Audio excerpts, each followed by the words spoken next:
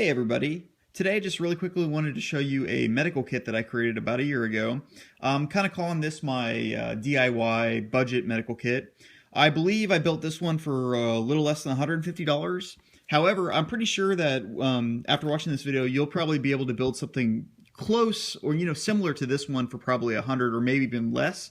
This is a Redline sling backpack that I bought at Walmart. I think you can get these for maybe 20 bucks or so. Don't quote me on it, but you can find something similar to this on Amazon for very cheap. I'm just going to really quickly move around the bag. I'm going to show you what I got. So on the outside right-hand side of the bag, what you have here is alcohol, rubbing alcohol, and a bottle of hydrogen peroxide. That's for cleaning cuts. Then I've got a cheap pocket knife, just for if I need to remove clothes or cut anything. Next, I keep a pair of shears on the outside for easy access. Moving along, I've got a Streamlight pen light. Now you can go with something cheaper if you wanted to, but I've got a Streamlight. Again, on the outside, the top of the bag, I keep a tourniquet. Now this is a little nicer tourniquet, but you could probably get something a little cheaper on Amazon. Then also easy access, I keep a whistle. Now I have a whistle because there could be instances where I'm out in the woods or somewhere that people can't find me or don't actually know exactly where I am. So this is going to be to signal them so they know where to come. For whoever I'm treating or if I'm treating myself. And then I have a Leatherman Micra. This has scissors inside of it and also some other little tools that you might need. Again, easy access, and there's a little 550 cord here on both of those if I need it. So I've got just some medical tape, cloth tape. I've got 2 rolls of that. And I keep a little headlamp. Now I don't normally prefer this exact headlamp because it doesn't use a generic battery, but I believe I got this for very cheap or close to free, so that's why I have it on this bag. I was trying to go as cheap as possible. So in the top pocket here, actually I've already opened it, but what I have here is an Altoids tin because what I have inside of the tin I don't want broken. But there's 2 things I keep in here. The first is ammonia inhalant if you need to wake somebody up, and then I also keep tincture in here. So those are the 2 things I keep inside the tin. Moving right along, I have my stitch kit.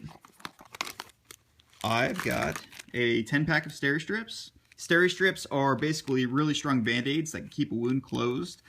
It's a wound, you could close a wound that might need stitches, but this isn't a permanent solution. It's kind of more of a temporary solution, or after you've had stitches in for a while and you want to take them out, you can put this on. And then I just have some scissors and a pair of tweezers and some stuff to help me with stitches if I need it. Next, I do have a couple stitch kits in here. Basically, they're just it's got like the string and the needle already ready to go, and then I have a few more Steri-Strips. And this pouch is really for quick access stuff. I have a thing of super glue. This actually should go into my stitch kit. Must have either fallen out or forgot to put it in there. I keep a lighter. A thing of hot hands, just in case you have a patient who, they're in shock or you need to warm them up. This will help warm them up. And let's see, what else do I have in here? Some gloves for easy access, a couple pens, and there is a quick cloth in there. Again, easy access. This is stuff that if I need to get to immediately, it's right there on the outside of the bag. Moving right along. Again, the outside bottom pocket. I keep an Israeli bandage, which you can get on Amazon for around $7 to $8. Those are great. Pressure bandages. This is a little little kit that I put together. Basically, it's got some little finger rubber, they're like finger condoms, some toothpaste, some gloves, some Vaseline. I've got some a couple dollar store tubes of antibiotic treatment. That's what it's called. Sorry, I could not for the life of me remember what the stuff was called. And I just keep that inside the bag because this is stuff that if some of the stuff breaks, it could make a mess. So I just keep it in there. Nothing else. Okay. Inside of this flap, I keep a couple of these Mylar thermal blankets, space blankets. Basically just to help warm somebody up more quickly if you need to. I have a few of them just in case there's multiple people. Like say you come across a car on the side of the road. And I do tend to keep this in my car. Another thing, a hot hand's not quite as easily accessible. And then this is just a little Band-Aid. It's got, like, you know, actual Band-Aids, a cold compress, stuff like that. I think I got this at Walmart for less than 10 bucks or so. You could get them even cheaper at the dollar store. You can probably buy a mini one of those for $1 to $2-ish. So what I have here is I went to Walmart and I bought myself some pencil holders for $1 each. And these are for kids to put their pencils in, but I thought they'd be perfect for me to easily separate my stuff. And then I have a nice, I think this is a Condor medical pouch. It actually has taken up a little bit of space, but this is kind of like a standalone medical kit. So, you know, I can actually use this just by itself if I wanted to. I'll go into that in a second.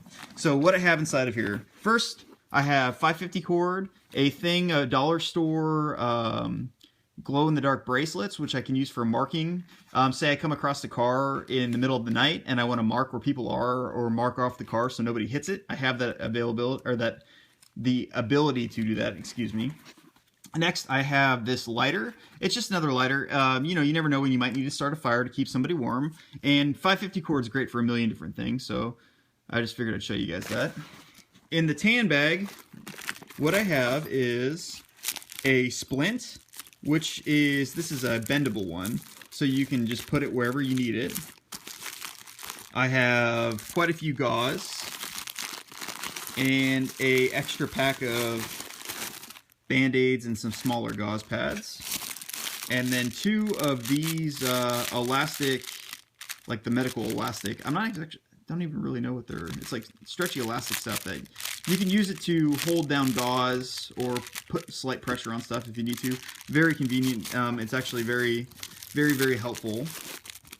So that's what I have in that bag. In this bag is where I keep my over-the-counter medicine stuff that I've mostly bought at the dollar store, which is where I recommend going if you're going to build your own kit.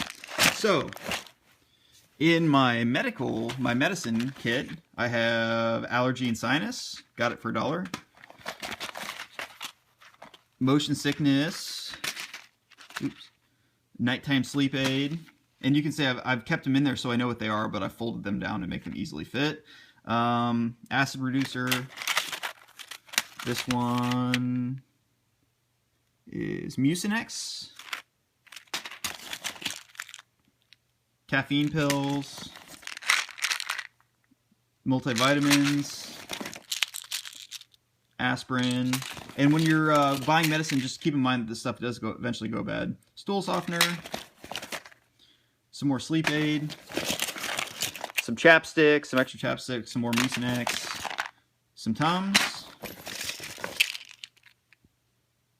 Acetaminophen, ibuprofen, and last but not least is some allergy medicine. Now that's quite a bit of medicine right there, but what I want to highlight is this was actually this is probably the least expensive thing in the kit. I probably got all that medicine for about 10 bucks. This is really not just, it's a medical kit, but it's also survival related too. So this is a kit that I could throw on you know, somebody who doesn't have a bug out bag, and they could be the one that carries the medical kit. And this is stuff that I'm going to have all this stuff with me if I did have to bug out, and I keep it in my car just in case. So just keep that in mind too.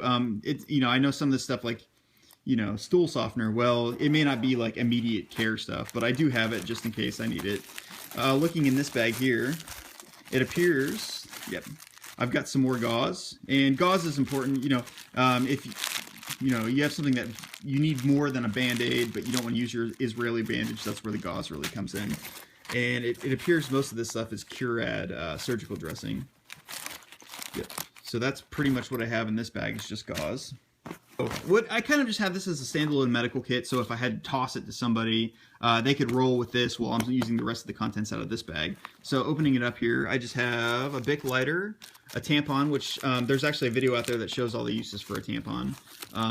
I've got some more triple antibiotic, a nasal pharyngeal airway, looks like a small gauge needle, some gel for the nose hose, some gloves, some more of this elastic stretchy stuff, some tape, and somebody's going to get me. I cannot quite remember what this stuff's called. I'm very sorry about that. Looks like some more gauze. That's like a, what is that called? That's a Z-pack dressing, actually. And then in here, I just have some Band-Aids and some more gauze. So there you have it, folks. That is my medical kit. It's my budget medical kit. If there's something I'm missing, please just let me know. I'm always working to improve my systems and my kits. You know, like I said, I am not a medical professional. I'm just an average guy who's trying to learn as much as he can about it. But I do believe that what I have in here is a good start for anybody who is trying to learn. You know, so I hope you enjoyed it. And like always, thanks for watching, and please be sure to subscribe. Catch you next time. Bye.